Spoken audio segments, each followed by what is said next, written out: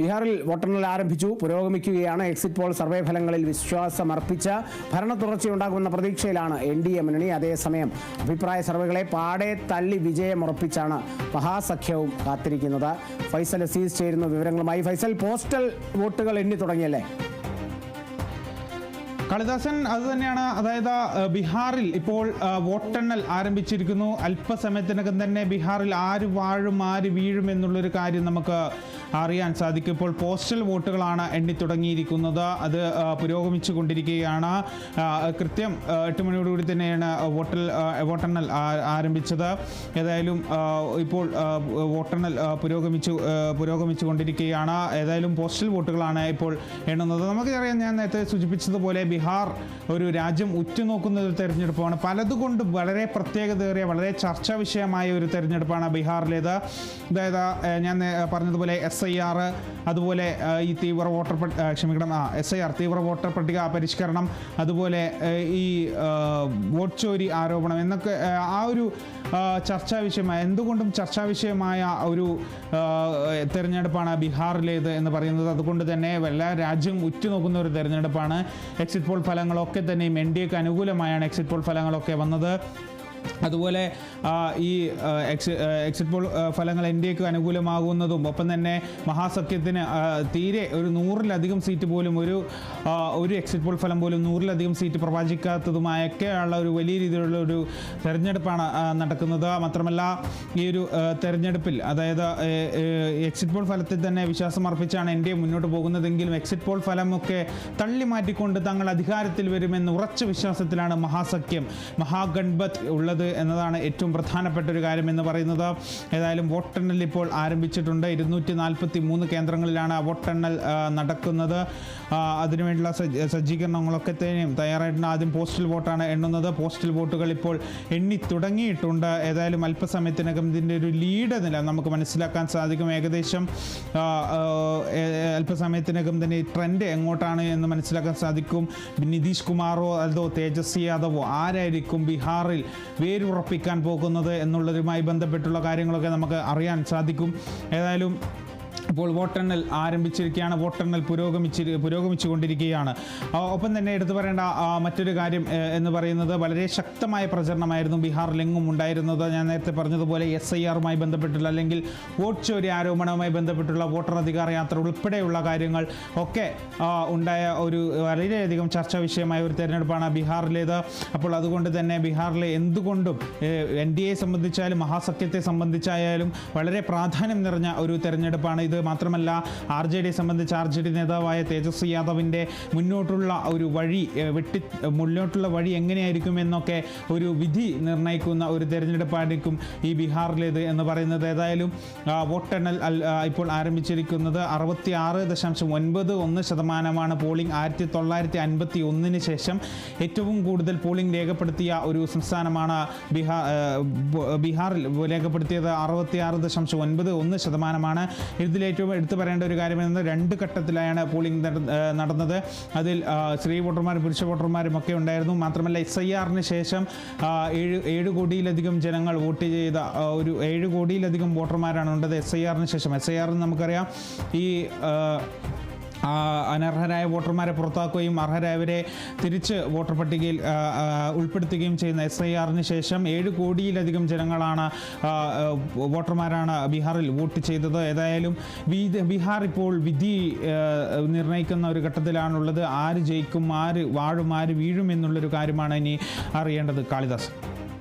ഫൈസൽ, ഈ തീവ്ര വോട്ടർ പട്ടിക പരിഷ്കരണത്തിന് ശേഷം ആ ഒരു നിയമസഭാ തെരഞ്ഞെടുപ്പ് ബീഹാറിൽ വന്നപ്പോൾ വലിയ രീതിയിലുള്ള ഒരു പ്രശ്നങ്ങളോ അല്ലെങ്കിൽ ഈ തീവ്ര വോട്ടർ പട്ടിക പരിഷ്കരണത്തിന് ശേഷം ഉണ്ടായ പരാതി ഉണ്ടായിരുന്നു. കാരണം ഇത്ര ലക്ഷത്തോളം ആളുകളുടെ പേര് ഒഴിവാക്കി എന്നുള്ളത്. എന്നാൽ അതൊരു പ്രചരണത്തിലേക്ക് എത്തുമ്പോൾ അത് വലിയ രീതിയിൽ അതൊരു തരംഗം സൃഷ്ടിക്കാൻ സാധിച്ചില്ല. കാരണം അത്തരത്തിലുള്ള ഒരു രീതിയിലാണ്, അല്ലെങ്കിൽ തീവ്ര വോട്ടർ പട്ടിക പരിഷ്കരണം ഒരുപാട് പേരുടെ വോട്ട് ചെയ്യാനുള്ള അവകാശം നശിപ്പിച്ചു എന്നുള്ള തരത്തിലാണ് RJDയും മഹാഗഠബന്ധൻ സഖ്യവും മുന്നോട്ട് വെച്ചതെങ്കിലും അത് വലിയ രീതിയിൽ ഒരു തരംഗമാക്കി മാറ്റാൻ RJDക്കോ അല്ലെങ്കിൽ മഹാഗഠബന്ധൻ സഖ്യത്തിനോ സാധിച്ചില്ല എന്നുള്ളത് ഒരു കാര്യം.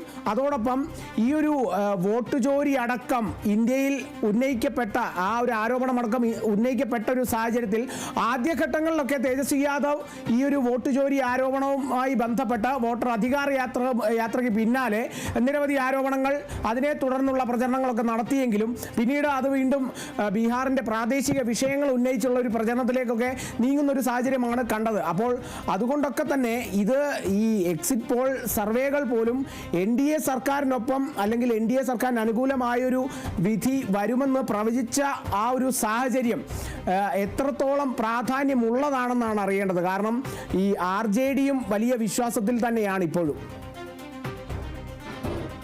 തീർച്ചയായും അത് തന്നെയാണ്. അതായത് RJDയും വലിയ വിശ്വാസത്തിൽ തന്നെയാണ് കാളിദാസൻ സൂചിപ്പിച്ചതുപോലെ. കാരണം ഈ എക്സിറ്റ് പോൾ ഫലങ്ങളൊക്കെ പിന്തള്ളിക്കൊണ്ട് തങ്ങൾ വരും, അതായത് തങ്ങൾ അധികാരത്തിൽ വരും എന്നുള്ളൊരു ഉറച്ച വിശ്വാസത്തിൽ തന്നെയാണ് RJD നേതാവുമായ തേജസ്വി യാദവ് ഉൾപ്പെടെയുള്ളവർ. മാത്രമല്ല അതിനുവേണ്ടിയുള്ള ഒരു അവരുടെ ഈ പ്രകടന പത്രിക പുറത്തിറക്കിയ പ്രകടന പത്രികയിൽ തന്നെ അത് വ്യക്തമാകുന്നുണ്ട്. വിവിധ പഞ്ചായത്ത് മെമ്പർമാർക്കുള്ള ആനുകൂല്യങ്ങൾ, അതുപോലെ ജനങ്ങൾക്ക് വേണ്ടി നടത്തിയ ആനുകൂല്യങ്ങളൊക്കെ ഉൾപ്പെടെ നോക്കുമ്പോഴേക്കും അവർ വലിയ വിജയപ്രതീക്ഷയിൽ തന്നെയാണ്. എന്നാൽ അതേസമയം എക്സിറ്റ് പോൾ ഫലങ്ങളേക്കാൾ ഉപരി ബീഹാറിൽ പ്രധാനമന്ത്രി നരേന്ദ്രമോദി നേരിട്ട് വന്ന് നടത്തിയ വിവിധ തറക്കല്ലിടൽ കർമ്മങ്ങളുണ്ട്, വിവിധ വികസന പ്രവർത്തനങ്ങളുടേതുണ്ട്. റോഡ്, റെയിൽ ഗതാഗതത്തിന് വേണ്ടിയുള്ള വികസന പ്രവർത്തനങ്ങളുമായി ബന്ധപ്പെട്ടുകൊണ്ടുള്ള വിവിധ തറക്കല്ലിടൽ കർമ്മങ്ങളൊക്കെ അവിടെ നടന്നു കഴിഞ്ഞതാണ്. അപ്പോൾ അതുകൊണ്ട് തന്നെ കൂടുതൽ ബീഹാറിൽ വിജയപ്രതീക്ഷ RJDക്ക് ഉണ്ടെങ്കിലും എക്സിറ്റ് പോൾ ഫലപ്രകാരമാണെങ്കിൽ NDA തന്നെയായിരിക്കും ബീഹാറിൽ വീണ്ടും വരിക എന്നുള്ളതാണ് ഏറ്റവും പ്രധാനപ്പെട്ട ഒരു കാര്യം. കാരണം ബീഹാറിൽ ഇപ്പോൾ നിതീഷ് കുമാറാണ് ഇപ്പോൾ ബീഹാറിലെ മുഖ്യമന്ത്രി, NDA മുഖ്യമന്ത്രി. അദ്ദേഹം ഭരണം തുടരുമെന്ന് തന്നെയാണ് എക്സിറ്റ് പോൾ ഫലങ്ങളിൽ ഉൾപ്പെടെ പറഞ്ഞത്. അത് തന്നെയാണ് ബീഹാറിലെ ഒരു നമ്മൾ നോക്കുമ്പോൾ ബീഹാറിലേക്ക് നോക്കുമ്പോൾ മനസ്സിലാക്കുന്നത് എക്സിറ്റ് പോൾ ഫലപ്രകാരം തന്നെ നിതീഷ് കുമാർ വരുമെന്ന് തന്നെയാണ്. എന്നാൽ RJDയിലും ഒട്ടും പിന്നിൽ RJDയും എന്നാൽ മുഖ്യമന്ത്രി സ്ഥാനാർത്ഥിയായി ആര് വേണം എന്നുള്ള, അല്ലെങ്കിൽ മുഖ്യമന്ത്രി ആര് വേണമെന്നുള്ളൊരു സർവേ ഇതിനിടെ പുറത്തു വന്നിട്ടുണ്ടായിരുന്നു. അതിൽ തേജസ്വി യാദവിനാണ് മുൻതൂക്കം കൂടുതൽ. നിതീഷ് കുമാറിനെ തള്ളിക്കൊണ്ട് തേജസ്വി യാദവിനാണ് മുൻതൂക്കം കൂടുതലെങ്കിലും ആര് വാഴും ആര് വീഴും എന്നുള്ളതുമായി ബന്ധപ്പെട്ടുള്ള കാര്യങ്ങൾ ഒക്കെ തന്നെയാണ് ഇപ്പോൾ ചർച്ചയാകുന്നത്. തേജസ്വി യാദവ് ആണ് മുഖ്യമന്ത്രിയായ യോഗ്യൻ എന്നൊക്കെ രീതിയിലുള്ള ഒരു സർവേ ഫലം തന്നെയാണ് കഴിഞ്ഞ ദിവസങ്ങളിൽ പുറത്തു വന്നത്. ഏതായാലും എന്തായിരിക്കും ബീഹാറിൻ്റെ വിധി, ബീഹാറിൻ്റെ ജനവിധി എന്താണ് എന്നുള്ളത് അല്പസമയത്തിനകം തന്നെ നമുക്കറിയാൻ സാധിക്കും. അട്ടിമറി വിജയം ഉണ്ടാകുമെന്ന് തന്നെയാണ് ഇന്ത്യ സഖ്യം പറയുന്നത്, അല്ലെങ്കിൽ വിലയിരുത്തപ്പെടുന്നത് തന്നെയാണ്. അതായത് അട്ടിമറി വിജയം എന്ന് പറഞ്ഞാൽ ചെറിയ വിജയ സാധ്യതയൊന്നുമായിരിക്കില്ല. കാരണം എല്ലാം 100, 150, 160 സീറ്റുകളാണ് പ്രവചിക്കപ്പെട്ടത്. വെറും 90 അല്ലെങ്കിൽ 70 സീറ്റുകളാണ് ഇന്ത്യ മഹാസഖ്യത്തിന് ലഭിക്കുമെന്ന സർവേ ഫലങ്ങളിലൊക്കെ വന്നിട്ടുണ്ടായിരുന്നത്. അപ്പോൾ അതുകൊണ്ട് തന്നെ ഇനി എങ്ങനെ ഇത് മുന്നോട്ട് പോകും? വിജയം മഹാസഖ്യത്തിനാണ് അനുകൂലമെങ്കിൽ അത് അട്ടിമറി എന്ന് പറയാൻ സാധിക്കില്ല. അതിലും വലുത് എന്തോ എന്നുള്ള രീതിയിലേക്ക് നമുക്കത് പറയേണ്ടി വരുമെന്നുള്ളതാണ് ഏറ്റവും പ്രധാനപ്പെട്ട കാര്യം. ഏതായാലും പോസ്റ്റൽ വോട്ടുകളാണ് ഇപ്പോൾ എണ്ണി തുടങ്ങിയിരിക്കുന്നത്. പോസ്റ്റൽ വോട്ടുകൾ എണ്ണി തീരാനാകുമ്പോൾ തന്നെ ഏകദേശം ട്രെൻഡ് നമുക്ക് മനസ്സിലാകാൻ സാധിക്കും. പോസ്റ്റൽ വോട്ട് ഇപ്പോൾ പൂർത്തിയാകാൻ പോസ്റ്റൽ വോട്ട് എണ്ണാൻ ആരംഭിച്ചിട്ടുണ്ട്. വോട്ടെണ്ണൽ ആരംഭിച്ചിരിക്കുകയാണ്. ബീഹാറിന്റെ ജനവിധി അല്പസമയത്തിനകം തന്നെ നമുക്ക് അറിയാൻ സാധിക്കും. ആദ്യഘട്ടത്തിലെ ആ ഒരു ലീഡ് നില വരുമ്പോൾ NDA ആണ് മുന്നിൽ നിൽക്കുന്നത്.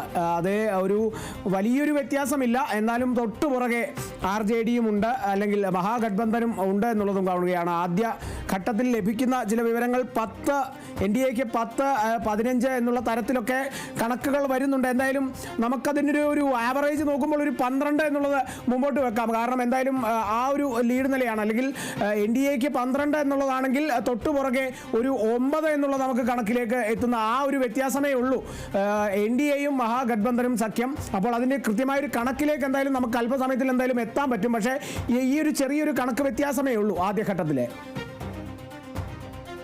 തീർച്ചയായും അത് തന്നെയാണ്. ഇപ്പോൾ 16-14 എന്ന രീതിയിലാണ് മുന്നോട്ട് പോകുന്നതെന്നാണ് മനസ്സിലാക്കുന്നത്. അതായത് 16 NDAയും 14 മഹാസഖ്യവും അങ്ങനെ ആണ്. പോസ്റ്റൽ വോട്ടുകൾ മാത്രമാണ് എണ്ണി തുടങ്ങിയിരിക്കുന്നത്. ഇപ്പോൾ ഇഞ്ചോടിഞ്ച് പോരാട്ടമാണ്. വെറും 2 സീറ്റിൻ്റെ വ്യത്യാസത്തിൽ മാത്രമാണ് ഇപ്പോൾ ഇരുവരും മുന്നോട്ട് പോകുന്നത്. ഇനി വരും മണിക്കൂറുകളിൽ എന്തായിരിക്കും എന്നുള്ളത്, കാരണം ഇനി ബാലറ്റ് പേപ്പർ ക്ഷമിക്കണം, ഇനി ബാലറ്റ് എണ്ണി തുടങ്ങേണ്ടതുണ്ട്. അപ്പോൾ അതുകൊണ്ട് തന്നെ എന്തായിരിക്കും ഇനി പോസ്റ്റൽ വോട്ടിൽ തന്നെ ഇഞ്ചോടിഞ്ച് പോരാട്ടമാണെങ്കിൽ ഇനി EVM എണ്ണി തുടങ്ങുമ്പോഴേക്കും എന്തായിരിക്കും എന്നുള്ളൊരു കാര്യമാണ് ഇനി മനസ്സിലാക്കേണ്ടത്. ഏതായാലും ആദ്യ ലീഡ് ഇപ്പോൾ NDAക്ക് തന്നെയാണ് ആദ്യ ലീഡ്. 16 എന്ന ലീഡിലാണ് ഇപ്പോൾ പോസ്റ്റൽ വോട്ടുകളിൽ എണ്ണി തുടങ്ങുമ്പോൾ തന്നെ NDAക്കാണ് ലീഡ്. എക്സിറ്റ് പോൾ ഫലപ്രകാരമുള്ള പ്രവചനം തന്നെ അച്ചട്ടാകുമോ എന്നുള്ള രീതിയിലാണ് മുന്നോട്ട് പോകുന്നത്. എന്നാലും വിജയപ്രതീക്ഷയിൽ ഒട്ടും കുറവില്ലാതെ തന്നെയാണ് ഈ RJD അല്ലെങ്കിൽ മഹാസഖ്യവും മുന്നോട്ട് പോകുന്നത്. പോസ്റ്റൽ വോട്ട് മാത്രമാണ് എണ്ണി തുടങ്ങിയിരിക്കുന്നത്. ഇനി EVM എണ്ണാനുണ്ട്. EVMൽ അട്ടിമറി ഉണ്ടാകുമോ എന്നുള്ളൊരു കണക്കുകൂട്ടലാണ് ഏറ്റവും പ്രധാനപ്പെട്ടത്. കാളിദാസൻ. ശരി, ഫൈസൽ അസീസാണ് വിവരങ്ങൾ നൽകിയത്. ആദ്യ ലീഡ് ബീഹാർ തെരഞ്ഞെടുപ്പ് വോട്ടെണ്ണൽ പുരോഗമിക്കുന്നു. അതിൽ ആദ്യ ലീഡ് NDAക്കാണ്. കണക്കുകൾ അങ്ങനെ മാറി വരികയാണ്. നമ്മൾ ഈ സംസാരിക്കുന്ന സമയത്ത് പോലും കണക്കുകൾ മാറി വരികയാണ്. പക്ഷേ ഇഞ്ചോടിഞ്ച് പോരാട്ടമാണ്. മുൻപിൽ NDA ആണെന്നുള്ളതാണ്. എക്സിറ്റ് പോളുകൾ എക്സാക്ട് പോളുകളാകുമോ എന്നുള്ളത് വരും മണിക്കൂറുകൾ കണ്ടറിയാം. ഒരു 2 മണിക്കൂർ 3 മണിക്കൂർ അതിനുള്ളിൽ കൃത്യമായൊരു ട്രെൻഡിലേക്ക് നമുക്ക് എത്താൻ സാധിക്കും. ഫൈസൽ അസീസാണ് വിവരങ്ങൾ നൽകിയത്.